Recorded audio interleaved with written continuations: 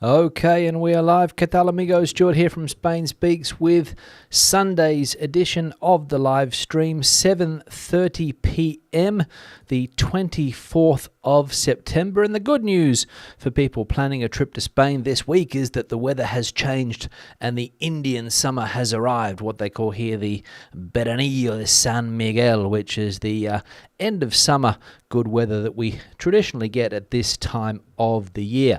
Today we're going to look at some of the main stories that have caught my attention in the press. We'll also go into the comment section, check out what has been happening there too. And in the second half of today's video, into the live chat, I will go and check out what is happening there. I've noticed that there's already quite a bit of activity, so we'll hit that. And if you're in the live chat today, say hello. First piece of news, and it's been a big day for Spain's Partido Popular. They asked their followers to hit the streets, and quite a few turned out in Madrid, as we can see here. Mr. Feijóo stands up against the arrogance of the amnesty. No Spaniard voted for a change of constitutional regime, he said. All the heat of the Indian summer was pouring down on Madrid when Alberto Núñez Feijóo took to the stage in Plaza Felipe II to the rhythm of Bruce Springsteen to speak to the masses 48 hours before his failed investiture. The Bruce Springsteen song was blaring, Come on up for the rising, with the emotional boost of seeing before him an overflowing crowd of supporters, 2 former presidents and 11 heads of regional governments. The president of the PP intoned his particular enough is enough against the possible erasure of the crimes of the process, freedom, equality and dignity, against the unspeakable arrogance of the amnesty, were Mr. Feijóo's words. And in a similar article here about the size of this rally or demonstration called by the PP, we can see forecasts beyond expectations. The Partido Popular puts the number of people attending the anti-amnesty rally at more than 60,000. The image distributed by the Partido Popular at 12:15 p.m., the first aerial photograph of the event, confirmed the overflow of forecasts. The act against the amnesty has surpassed the calculations made by the PP in recent days.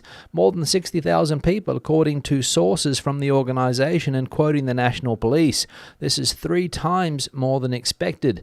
The government delegation, however, puts the number of people attending at 40,000. So there's always a discrepancy between the official government figures and what the organisers of the event say.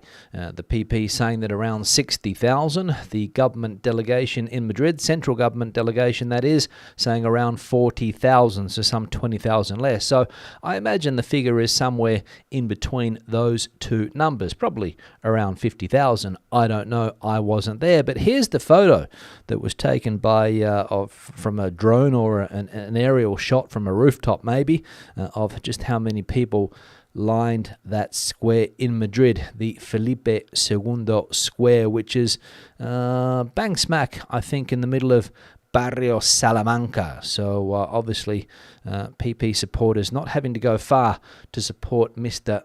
Feijóo, because that neighbourhood, of course, I imagine, is mainly made up of people that would historically vote for the Partido Popular. That's what I'm saying. I think that would be the case.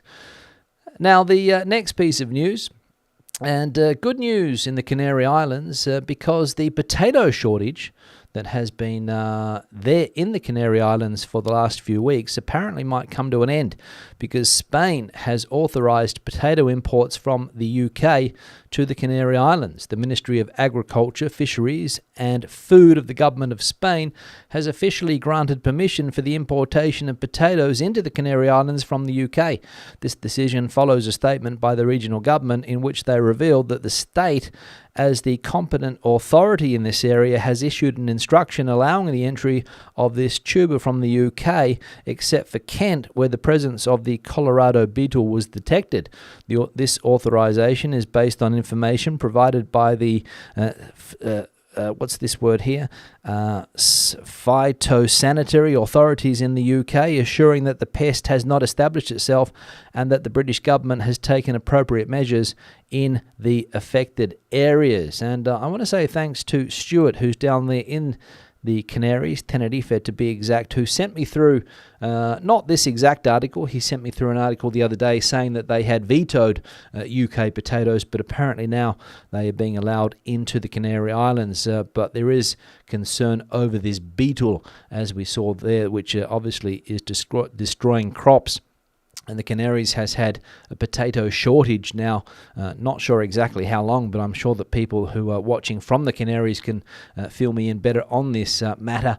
But at least 2 or 3 weeks, I think there haven't been any spuds on the shelves down there in the Canaries, which is a shame because one of the main dishes of the Canary Islands is a dish called papas arrogas, which is a type of dried potato, I think, quite tasty with a bit of sauce on it, the traditional Canary sauces, the mojos, and as I said, probably not serving those at restaurants currently in the Canaries, but let us know what's going on down there if you are in the Canaries. And the final piece of news, and bad news for some people that were planning a holiday to one of Spain's biggest resorts, Marina de Or, because it's closed for the winter unexpectedly. And as we can see here, business owners are complaining after the closure of Marina de Or. It's a total disaster, they're saying. The Marina de Or resort cancelled all its hotel and spa bookings on the 17th of September, bringing the season to an end and surprising customers who had planned to travel there between September and December. The resort had posted a message on its official website saying that they are preparing for the next season, but the lack of explanation has caused strong reactions from the public as well as from the leisure and restaurant sector that lives off tourists. The unexpected closure of the resort has led to numerous complaints to the company as well as claims for damages from those affected.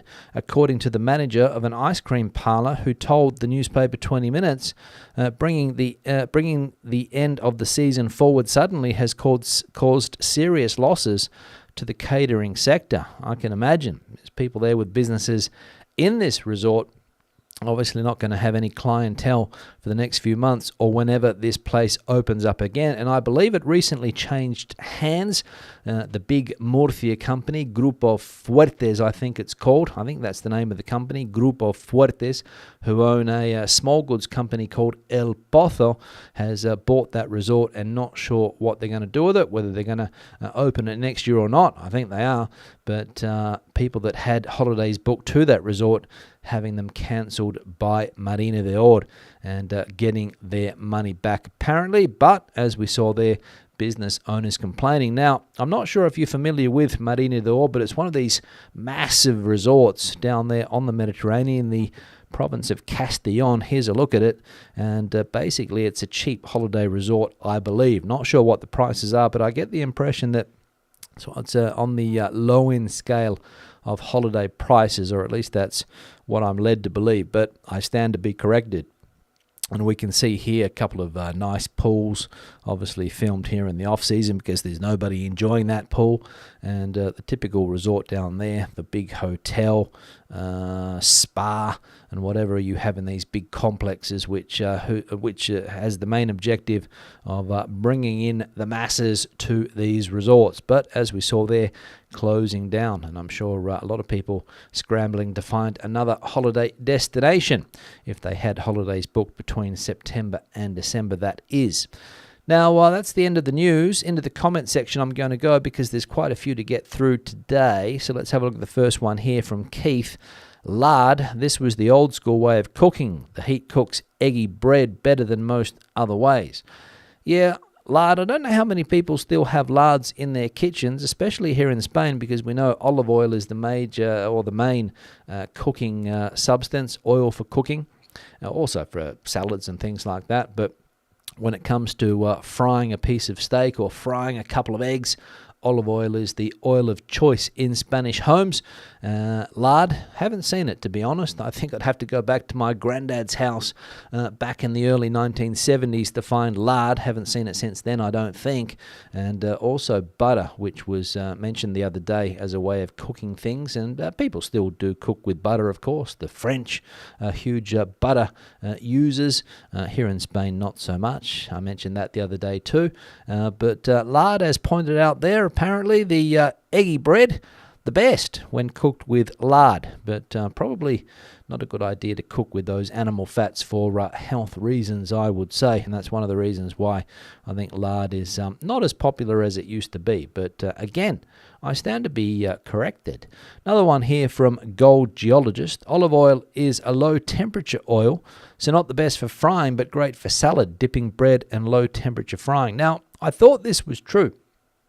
And I tried to tell my mother-in-law that maybe frying with olive oil wasn't the best, but she said, no, that's not the case. Frying with olive oil is the best, and I found plenty of information on the internet to support her claims, not necessarily the claim put forward here by Gold Geologist, which says that it's a low-temperature oil. That could be true. I'm not an expert on oils, but the information that I did see after speaking with my mother-in-law this summer was that you can cook olive oil at high temperatures, apparently.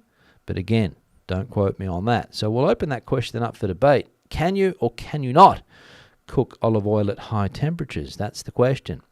Another one here from JP. Rice, like pasta, has to go after 3 days or 3 días. Always. Siempre, says JP. Could be true. Not sure. We saw some food poisoning events after eating reheated rice. And it sparked the debate on the channel, people saying, well, what about fried rice? That's used with leftover rice. It could be true. And rice pudding was another thing that popped up. But apparently pasta there, because I read an article in an Australian newspaper of somebody who got seriously ill after eating reheated pasta. So be careful with these things when you're heating them up, rice and pasta, because, again, some people think that they can be dangerous. For some people, there's no risk at all. So we're in the middle of that debate too.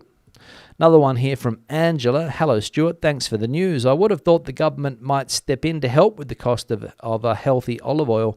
It is a mainstay of Spanish cooking and all general food preparation. Shame oil is so difficult to afford for so many. Yes, the great olive oil price debate hitting record prices here in Spain, around 10 euros for a litre of the good stuff. Even more if you want to get the better stuff, and if you want to get some of the cheap stuff, you can still find cheaper olive oil on the shelves. But again, when it comes to salads and things like that, probably not the best. You want to go for the extra virgin variety for salads and dipping your bread into it.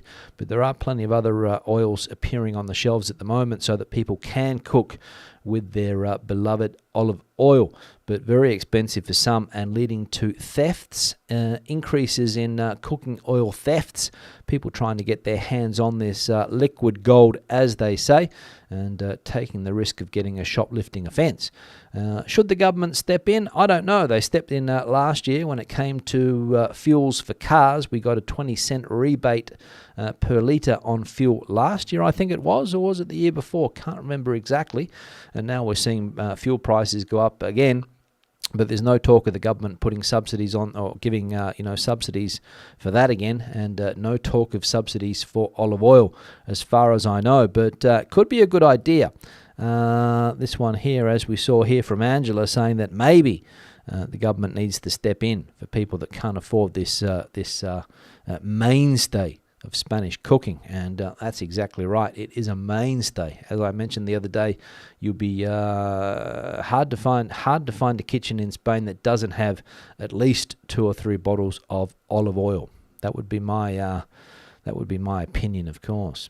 Another one here from Lynn. Greetings from San Francisco, California. Not new to your channel, but am a new subscriber. Would you consider giving an English-speaking coverage of the Daniel Sancho case? I do watch Spanish coverage, but a fresh perspective from someone living in Spain would be appreciated. Yes, Lynn, the Daniel Sancho case, if you're not familiar with this case, a young Spanish man, 30 years of age, so you can argue whether that's young or not, went to Thailand with his alleged boyfriend and ended up cutting him up into pieces and trying to dispose of the body in Thailand. got caught, explained to the police everything that he did, and it's a fairly open and shut case. I think they're just waiting for his trial to begin, but he's currently in prison. The news here in Spain has dropped off. Every now and again you see in the newspaper that maybe his mother went to visit him in Thailand, maybe his father went to live with him in Thailand, visit him in Thailand, but it was the news of the month back in August, because not much happens in August here in Spain, and this news did catch the attention of everybody, and it was a topic of conversation at most dinner or lunch tables around the country for a couple of weeks there.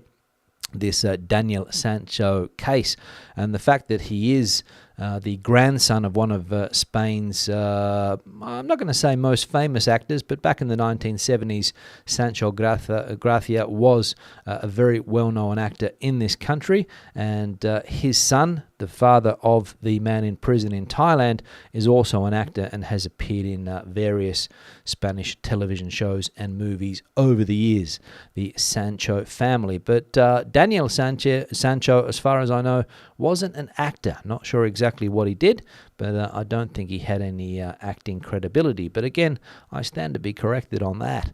Another one here from Chris. The highest priority for any politician is staying in power. All other problems get crumbs from their attention. Yeah, it seems to be the case, doesn't it? That politicians are hell-bent on staying in power. I suppose that when you become a politician, your objective is power, right? You don't become a politician to stay in the opposition all your life, and when you get into power, you want to hold on to it for as long as you can. I imagine that's the mentality that politicians have until they become no longer relevant or no longer liked by the electorate. They hang up their boots, as they say, and move on.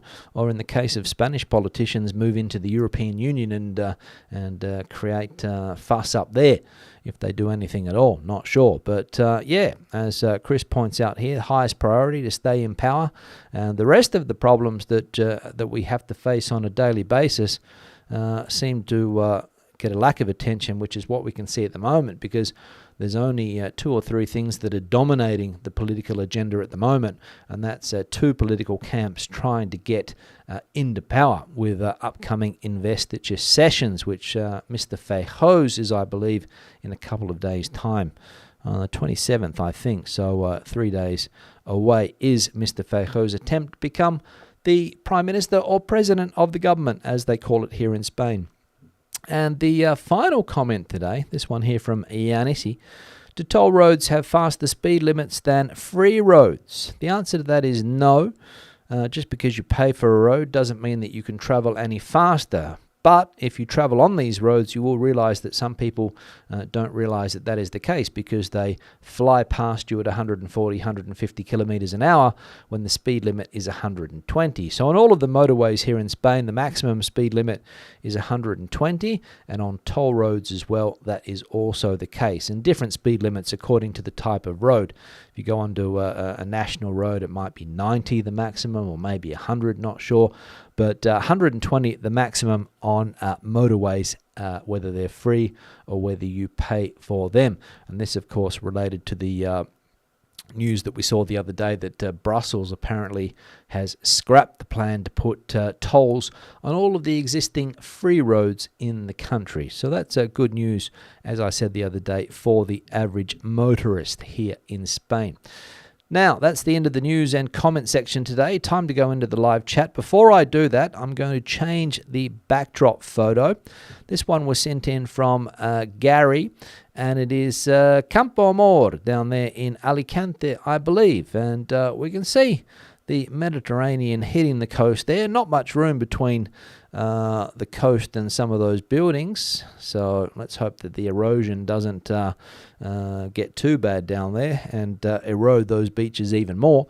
But a good photo sent in from Gary. And if you have a similar photo that you would like to see on the backdrop here, if you're traveling around Spain currently or in the past, and you have some nice holiday pics like this one, the email address is this one here, spainspeaks@gmail.com.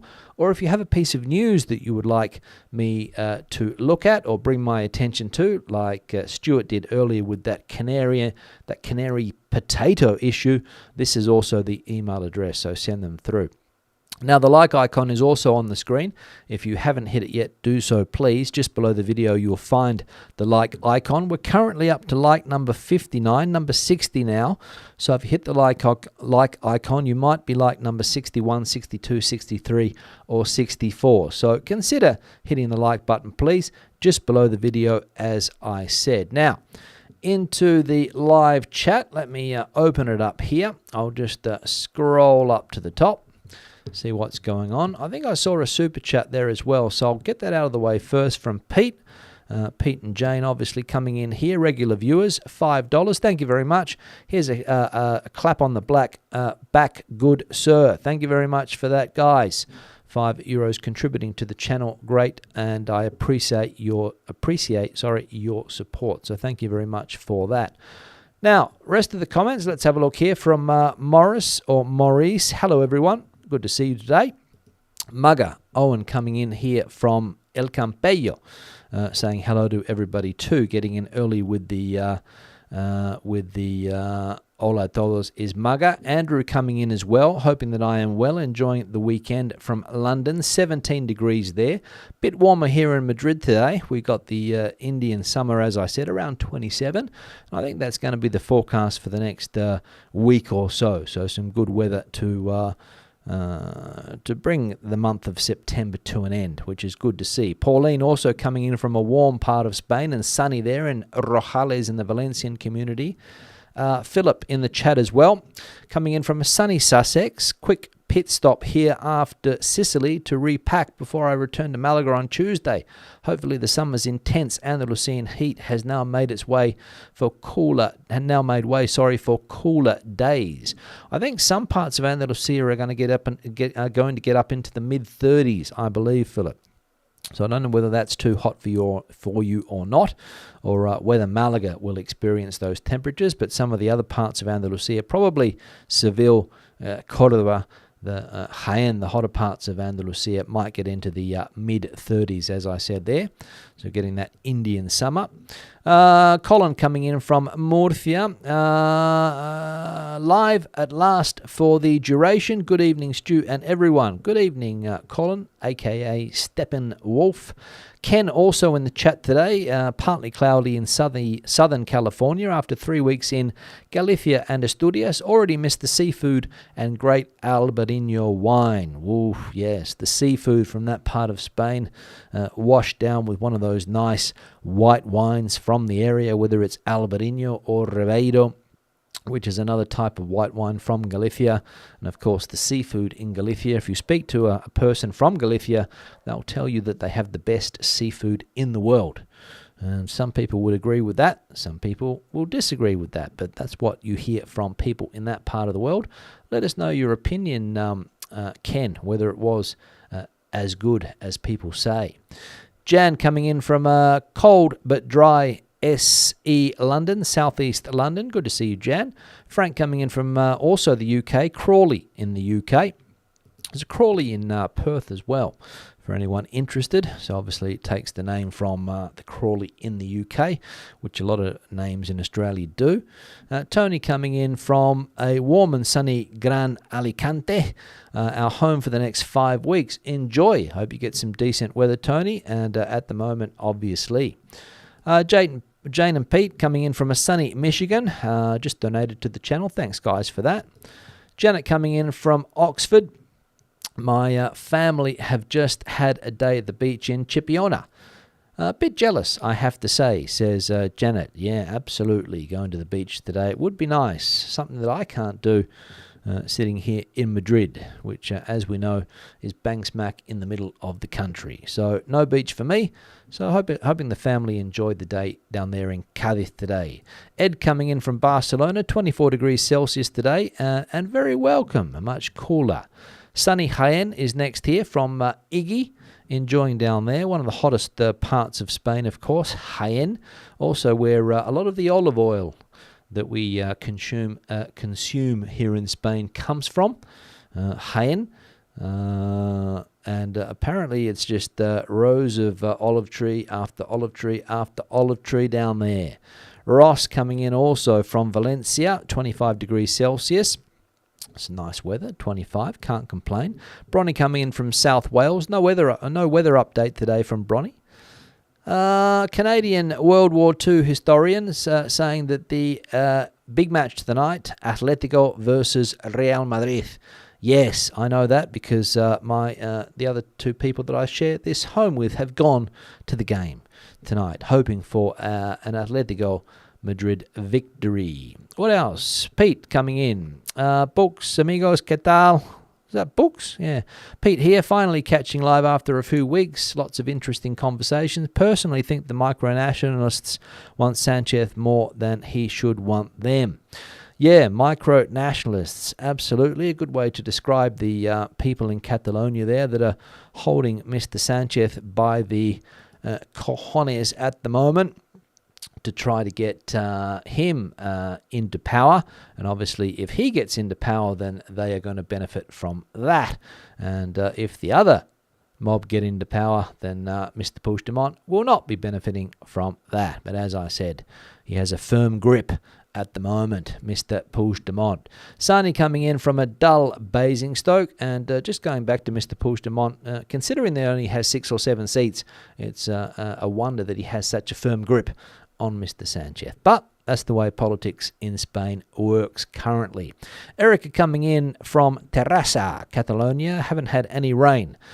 Very dry there. Erica has been a regular viewer on these live streams now for months, if not years, and it always seems to be dry. And it's a part of the country that needs water. 123 Sean Away coming in from County Waterford Island. Sunny evening despite there having been an orange weather alert earlier.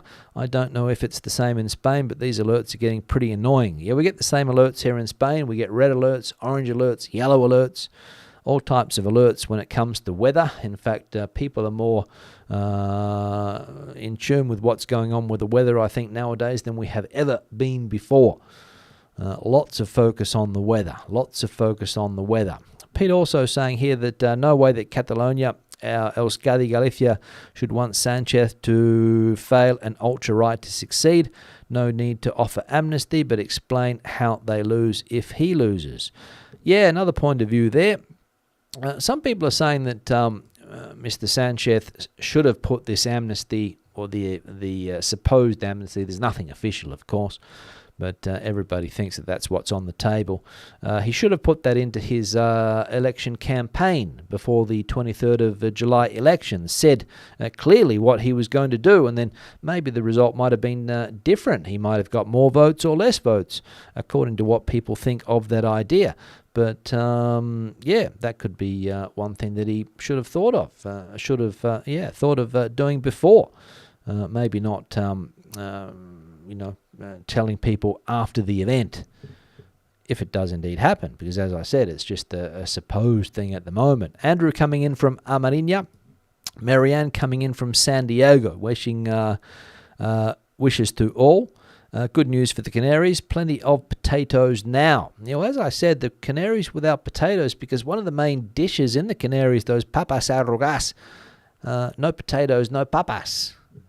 So complicated down there for people that specialise in that dish, and there are lots of places that do serve those because it's one of the most recognised dishes out of the Canary Islands. If you ask anyone a dish from the Canaries, they will say that. Alex coming in. Thanks for the timely news updates. Love the podcast. Thanks for tuning in, Alex. Ed coming in from the Arc de Triomphe in Barcelona. There we go. Good to see you. Ted coming in, asking for likes. What are we up to now? 96. Almost at the 100 mark. So we'll see if we can get 4 more. Pavam coming in here. I'm here after hearing that about the olive oil crisis there. Lots of demand for refined coconut oil from, where's that? Kerala, India, driving up prices here. There we go. Yeah, so there must be a shortage there. Coconut oil is something that I don't know. I've seen it in the supermarkets here, but it's a specialist product and quite expensive too. I'm not sure what it's used for here, because I don't think people are cooking with it. But as I said, if you have 1,000 bottles of olive oil on the shelf, you'll find one little jar of coconut oil. So completely different, the demand for it compared with India, I imagine. Price is going up there. Janet's saying that lard and margarine or butter can be beaten for pastry. Beef dripping best for roast potatoes. There we go. Beef dripping best for the roast potatoes. Yes, one of those traditional roasts, just like my grandmother used to make. Oh, taking me back to those dinners. Pamela coming in from San Juan de los Terreros. Good to see you again. Janet's saying that according to her husband, the cook in their house, lard or dripping the best for high temperatures, olive oil burns. So there's that theory again. Like I said, just from what I read after speaking to my mother-in-law, Janet, she said that it does. It's perfectly fine for frying, according to her. And I went onto the internet to try to find an argument against that argument and couldn't find one. But there must be something in it. Jimmy Bones coming in as well. Good evening from Brighton Hove, East Sussex. Hope you have had a good weekend. Thanks for that. 123 also coming in here. Olive oil goes, once it goes above 180, it becomes carcinogenic. It does also smoke more. Love using it, but wouldn't dream of making chips with it. Rapeseed oil, much better at high temperatures. There we go. So again, the no frying with olive oil, apparently, because it becomes dangerous for your health. Zach coming in from Vancouver. This usually from Vancouver is Zach. This time in Istanbul. I was going to say Turkey, but I think they changed the name, didn't they? So can't remember what they call it now. Turkey or something, is it now? Good to see you, Zach. Jose Antonio the Butcher, referring to Daniel Sancho, obviously, the Spanish butcher in Thailand. Gigi coming in also saying something to the Jewish friend there. I won't even try to pronounce that, but good to see you, Gigi. Amanda's in the chat coming in from Shropshire after a very expensive roast dinner. Glad someone else paid. So even getting a roast nowadays is expensive. Ed's saying that cold-pressed olive oil can be used for cooking, particularly for low and medium heat. But once it reaches smoking point, it starts to break down its chemical structure and it will produce harmful compounds. So again, that no frying in olive oil argument there. I'll pass this info on to my mother-in-law, by the way, see what she says. She has an opinion on most things, so we'll see what she says about this. Ken saying, after listening to the discussions on the price of olive oil, I checked it again. This time, my 2-litre bottle of Colavito olive oil, is it? Went from 22 to 30. What? 22 to 37? That is a big increase. That is a big increase. Wow. That is a big increase. That is a big increase. Bob coming in from Torrevieja. I've read that sunflower oil is better and it stands up much better to higher temperatures. Chip shops, the good ones, use sunflower oil. Yeah, now I've heard that as well. But you don't have to convince me. You have to convince somebody else about this. Pavam also saying here the demand from here is for refined coconut oil, which is usually used as an additive. There we go. There we go.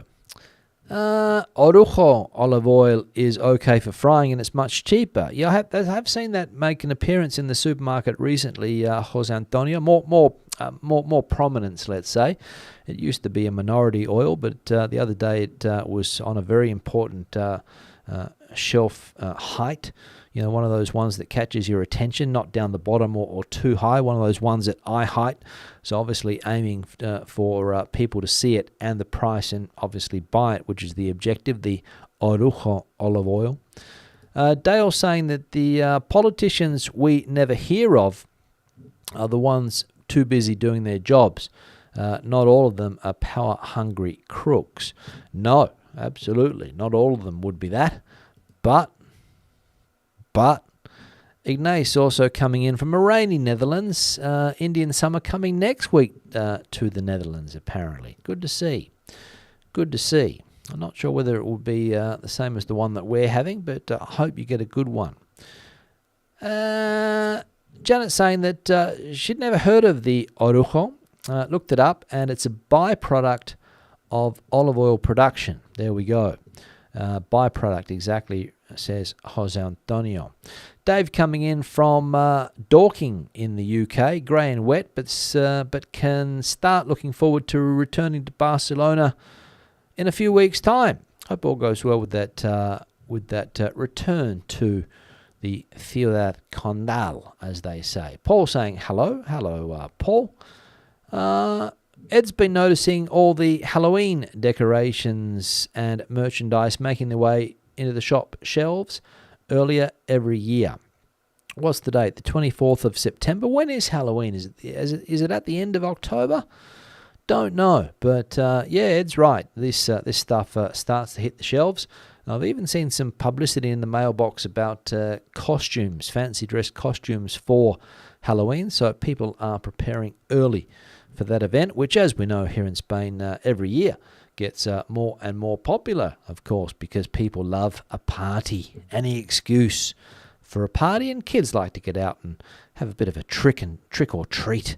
The potato shortage has hit bars and restaurants, according to Stuart, who sent me that article through here in Tenerife quite badly. Lack of supplies and sky-high prices means no papas, ensaladilla or tortilla in many places. There we go. 3 staples on a lot of bars and restaurants' menus.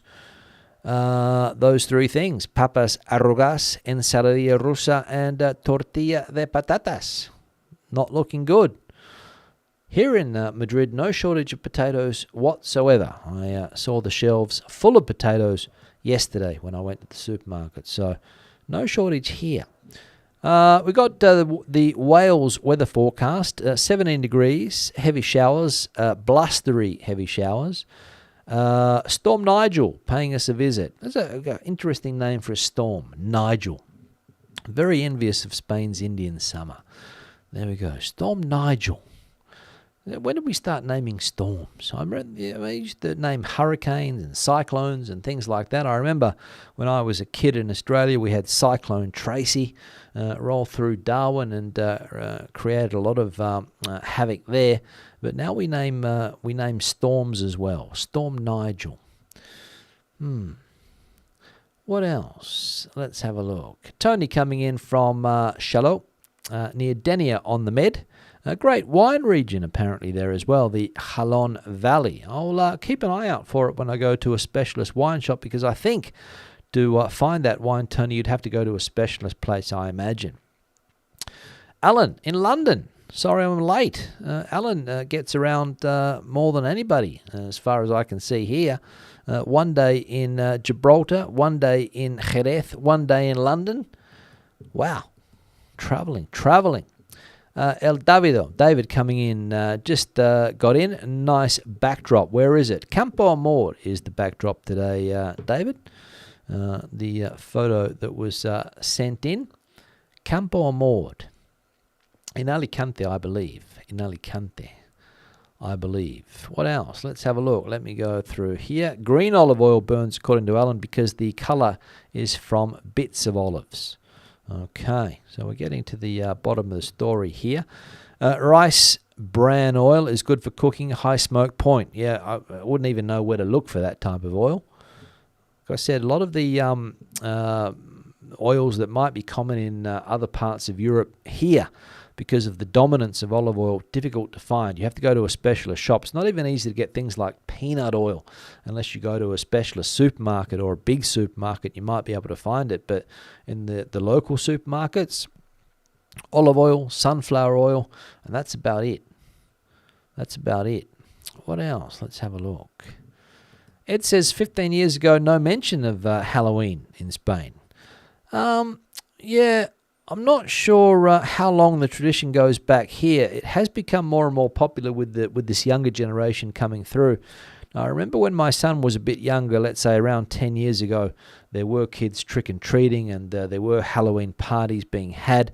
But it's really taken off, Halloween here. And as I said, lots of people in the mood for a party. And Halloween gives them the excuse.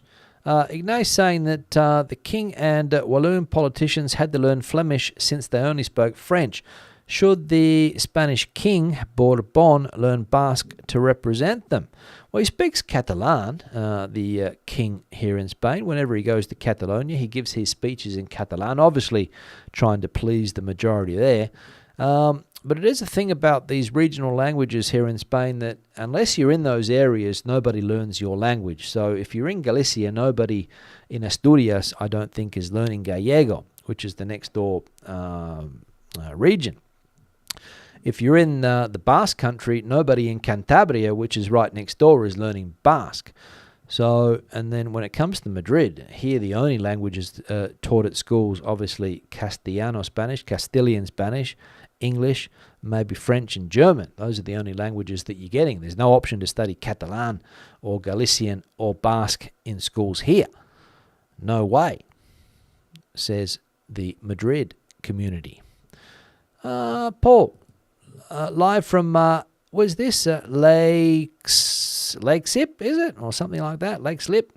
Love the programs. Thank you very much. Joy coming in from Galicia. Managed to connect today. Had a lamb roast. I was told the reverse about olive oil and sunflower oil. My health has been better. Thanks, Stuart. Yeah, again, it is a debate, isn't it, to find the healthy cooking oils. And obviously there is there has been a push towards olive oil. I know, my mother has jars of bottles of olive oil in her pantry, and never saw them when I was growing up. But today, obviously, the olive oil story has spread, and the health benefits of it. That Mediterranean diet, I would say, not only unique to Spain, of course, Italy, Greece, wherever else they use olive oil. Cynthia saying that sunflower oil in the States is made from GMO seeds, so it's not good, genetically modified seeds. Hopefully that's not the case in Spain. Not sure what the situation here is when it comes to genetically modified products. I think the European Union is not as open to GM foods as the States. At least that's what I'm led to believe. I could be wrong, but that's what I have heard. But again, I'll say it, I stand to be corrected. Joy saying Halloween is getting popular in, is that Australia? Yeah, it's getting popular everywhere because of obviously the US influence, I think. It's saying, why can't all politicians have an 8-year limit to their roles like US presidents? Need to keep politicians fresh and with good ideas, not trying to hang on to power and branch stacking, which, is an issue in some places, branch stacking. Don't know. Here in Spain, I think, if I'm not mistaken, the only president who's been in power longer than 2 terms was Felipe González back in the 80s, I think. Aznar was only there for 2. Zapatero might have been 2. Rajoy, I think, was only maybe 1. And now Pedro Sánchez going for his 2nd. So we're only talking about 1, 2, 3, 4, 5 presidents in Spain's democratic history. So not a lot. And only 1, I think, has been there longer than 8 years. But what happens behind the scenes? A lot of politicians hang around for a long time behind the scenes, or they go off into the European Union. And you sometimes, you see these people that you haven't seen for 10 years sitting in a European member of parliament seat. And you say, oh, that's where he ended up after he got kicked out of Spain. That's where he ended up. Or they ended up. Let's have a look. Halloween video, walking around the streets, filming people's decorations. Yeah, there's not a lot of decorations. People put up, maybe you'll see the odd, plastic pumpkin or something like that, or maybe a witch or something, but I can't remember a lot of Halloween decorations. Maybe you get 2 houses in a street of 50, so not many. It wouldn't be like in the States, I don't think. Jonathan saying that avocado oil getting more popular in Spain, but pricey. Maybe not so much now compared to olive oil. Again, haven't really seen it. Again, I haven't looked for it, but Haven't really seen it on the shelves, but I'm sure if I looked hard, I will be able to find it. Only genetically modified corn is allowed in Spain, says Jose Antonio. So there we go. Only corn. Michael or Michelle, is it there? Mitchell? I lived and worked in Galicia for 6 years and speak Gallego. I miss the culture there, and one day I will return. I appreciate your videos about that region. I love them. Thanks for that. Yeah, I enjoy Galicia. Well, I went there, in May, was it? Maybe June? Don't know the exact dates. And I went to two of the cities there in the south of Galicia, Vigo and Pontevedra. And I will return, I will say. I will return. Halloween originated in Ireland. Yes, we know that. But it's the United States that made it into what it is today, which is a big celebration for people that like to dress up. Food is much better in Europe than in the USA, in his humble opinion, Alan's humble opinion. One reason why I live half the year. And Alan also said that he gets free flights because he used to be a pilot, which is why he's jetting around the world. So flying for free. Fantastic, flying for free.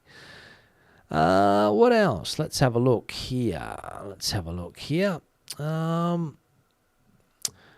The PHY is pronounced phi. There we go, with that pronunciation before. And I bet few have seen a turnip lantern, says Ed. No, only pumpkin lanterns here. Normally plastic. Not many people make their own.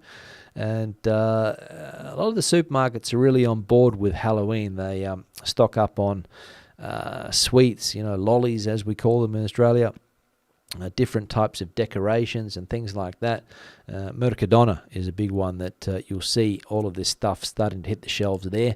So interesting to see, but it gets bigger year after year after year. And of course, all of the costume shops are also trying to get people into fancy dress for Halloween. And lots of parties. Now, that's the end of the chat, so I'm going to wrap the live stream up. 46 minutes today, so might have gone a bit over time. I'll be back again tomorrow with another live stream at around 7:30 p.m. Hope to see you then. Hasta luego, hasta entonces, buenas noches, bye-bye.